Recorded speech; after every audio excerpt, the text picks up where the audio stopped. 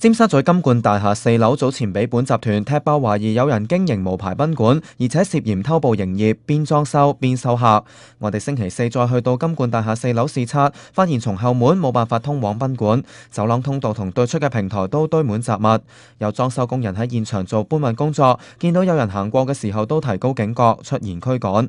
我哋亦都見到有遊客拎住行李前往4樓懷疑無牌賓館嘅所在地，正門冇展示經營牌照，招牌亦都被紅紙所冚住。有嚟自四川嘅旅客同我哋講，喺網上租咗4樓賓館嘅2間房，價錢大約係400幾500蚊一晚。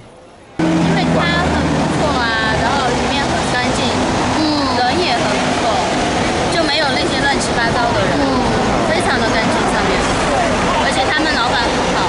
覺得房價比較還合理啊，因為可能香港就很貴嘛。不過佢就話冇留意賓館係咪持有牌照。民政事務處發言人話，由舊年9月至今年2月底，一共收到261宗有關無牌賓館嘅舉報，不過成功檢控嘅就只得10宗。多名油尖旺區議員就炮轟政府執法不力。你哋話你哋頭先做咗好多嘢，咁點解？頭先關焯耀議員裏邊講啊，甚至《東方日報》裏邊都報啦。點解呢啲無牌賓館係雨後春筍？人哋關鍵嘅問題就係問點解個數目不停增加？你哋搜證同埋調查嘅手法根本上有問題。鬧完咧1年又1年，咁又如何啫？係咪啊？我聽到第9年啦，仲係講緊個問題，有法又不依，喂報紙傳媒又做到，你哋又做唔到，我又唔好明白。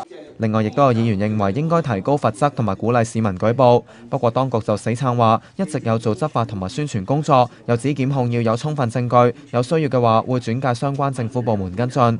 ONTV 東方電視新聞台報道。